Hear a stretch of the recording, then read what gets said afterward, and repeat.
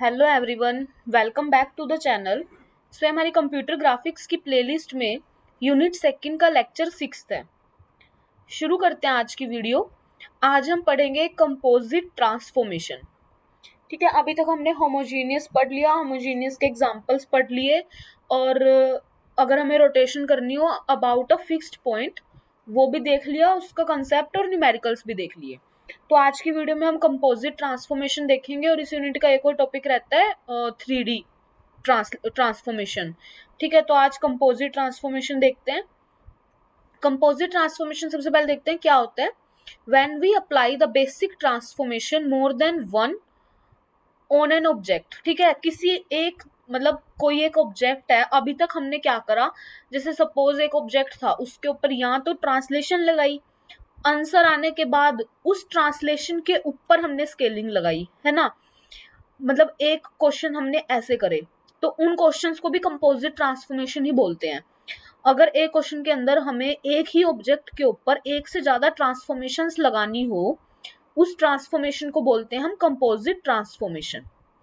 ठीक, तो सबसे पहले देखते हैं ट्रांसलेशन, उसके बाद देखेंगे हम रोटेशन और फिर स्केलिंग।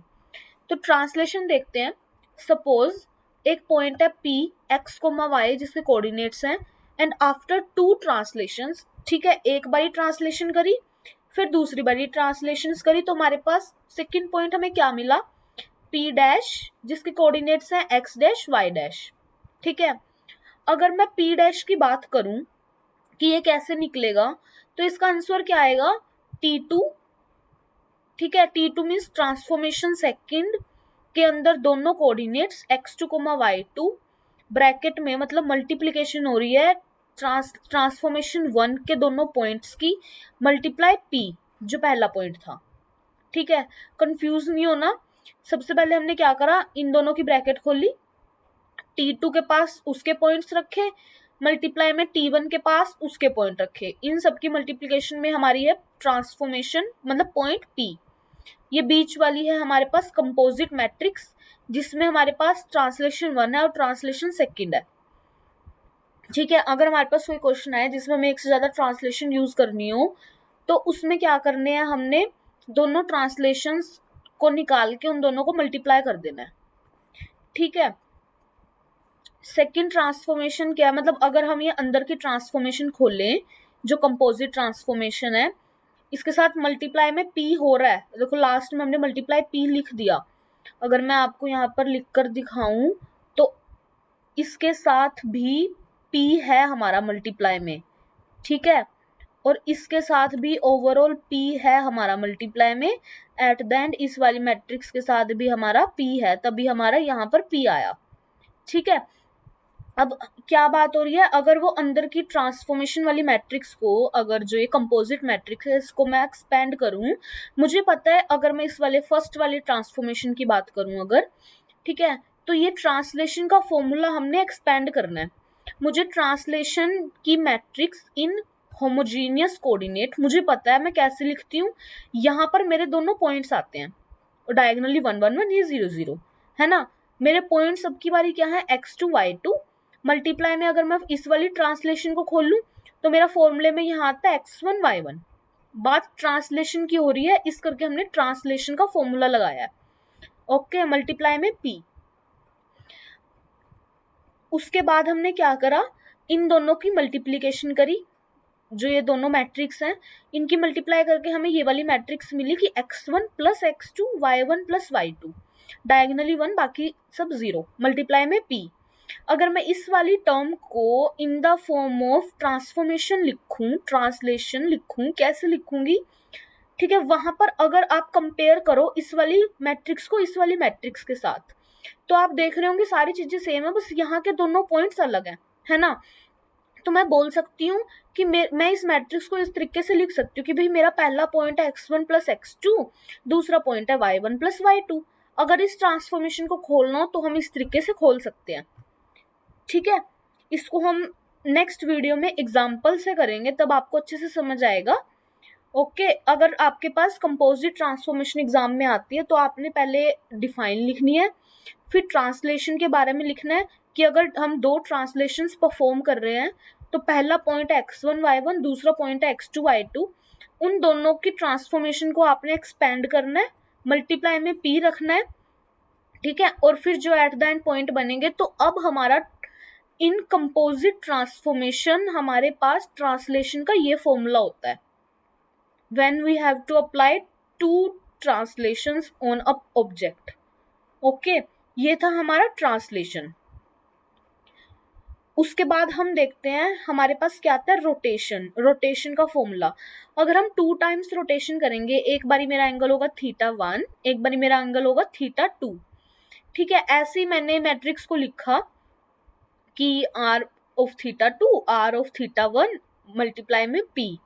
ओके, r ऑफ θ2 को एक जगह लिख लिया, r ऑफ θ1 को एक जगह लिख लिया। वी नो r थीटा की वैल्यू मीन्स रोटेशन की वैल्यू ये होती है इन होमोजीनियस कोऑर्डिनेट, ठीक है। अगर मैं r θ2 θ1 की बात करूं तो मैं इस वाले फॉर्मूले में θ1 लिख दूंगी, θ2 लिख दूंगी और दोनों को मल्टीप्लाई में लिख दूंगी।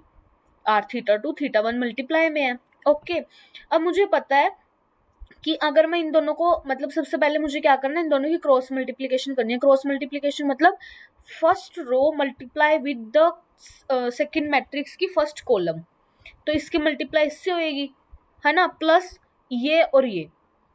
तो मेरा क्या आंसर आया, cos θ2 cos θ1 minus sin θ2 sin θ1, ऐसे ही इधर आ गया, मतलब क्रॉस मल्टीप्लिकेशन खोल लिया। अब हमें पता है, ये फॉर्मूला एक्सपेंड कर दो, हमें पता है cos a cos b minus sin a sin b, ये किसका फॉर्मूला होता है, cos a प्लस b। ऐसे sin a sin b का फॉर्मूला खोल दिया, sin a sin b cos a cos b का फॉर्मूला हमने खोल दिया। अगर आप अब इस वाली मैट्रिक्स को, जो हमारी इसकी होमोजीनियस की मैट्रिक्स होती है, उससे कंपेयर करो तो आपको पता लग रहा होगा थीटा इक्वल है θ1 प्लस θ2 के, ठीक है। तो मैंने यहाँ पर लिख दिया कि अगर मैं इन होमोजीनियस ना 2D ट्रांसफॉर्मेशन हम इसको प्रेजेंट करते होते थे रोटेशन को, p डैश मेरा इक्वल होता था r ऑफ थीटा मल्टीप्लाई में p, मतलब जो गिवन मैट्रिक्स होगी, p क्या है, गिवन मैट्रिक्स ही तो है। अगर मेरे पास दो एंगल होंगे तो मैं दोनों एंगल को क्या कर दूंगी, मल्टीप्लाई कर दूंगी, θ1 θ2, r ऑफ θ1 θ2, मतलब r ऑफ θ1 θ2 है, ये ऐसे नहीं है r θ1 मल्टीप्लाई r θ2, इन दोनों को कंबाइन करके मैंने ऐसे लिखा है, मतलब एक r है उसके एंगल है r θ1 θ2, ठीक है, जैसे θ1 प्लस θ2। ये है मेरा रोटेशन का फॉर्मूला, इसको मार्क कर देते हैं, ठीक है, ये है मेरा रोटेशन का फॉर्मूला। उसके बाद अगर मैं बात करूं मेरे नेक्स्ट की स्केलिंग की, स्केलिंग में भी अगर मैं 2 टाइम्स कर रही हूँ स्केलिंग, पहला पॉइंट है sx1 sx1 और y1, दूसरा है sx2 और sy2, ठीक है। मेरे पास इसकी जो जनरल इक्वेशन होती है, मतलब कि p1 s of sx1 comma sy1 multiply p, ये होती है जनरल इक्वेशन। तो अगर मेरे पास दो पॉइंट्स है तो मुझे क्या करना है, पहले वाली स्केलिंग के पॉइंट्स मल्टीप्लाई दूसरी वाली स्केलिंग के पॉइंट, ठीक है। और मुझे स्केलिंग का फॉर्मूला पता है, मैंने स्केलिंग का फॉर्मूला खोल दिया, ये 0 है, ठीक है। स्केलिंग का फॉर्मूला खोल दिया, यहाँ पर दोनों कोऑर्डिनेट्स है x2 y2 के, यहाँ पर x1 y1 के।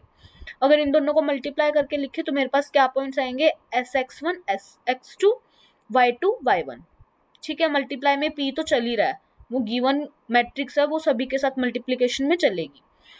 अगर मैं इस वाली इक्वेशन को अगर मैं कंपेयर करूं मेरी जनरल इक्वेशन के साथ, तो मुझे पता चल रहा है कि मेरा अगर पॉइंट x2 है तो यहाँ पर पॉइंट लिख दिया x1 x2, ठीक है। तो मैंने यहाँ पर वही लिखा है s ऑफ sx1 sx2, मतलब पहला कोऑर्डिनेट है ये और दूसरा कोऑर्डिनेट है ये, ठीक है। कंपोजिट ट्रांसफॉर्मेशन के हमने 3 पढ़ लिए, 3 ही लिखने आपने जनरल, अगर रिफ्लेक्शन का आ जाए तो रिफ्लेक्शन का लिख देना, वरना ये 3 ही मेन है हमारे पास, ठीक है। ट्रांसलेशन का, जिसमें हमने एग्जाम्पल मतलब खोल दिया, उसको एक्सपेंड कर दिया, रोटेशन का और स्केलिंग का, ठीक है। नेक्स्ट वीडियो में हम इसके एग्जाम्पल करेंगे, तो मिलते हैं नेक्स्ट वीडियो के साथ। होप आप सभी को ये वीडियो पसंद आई होगी।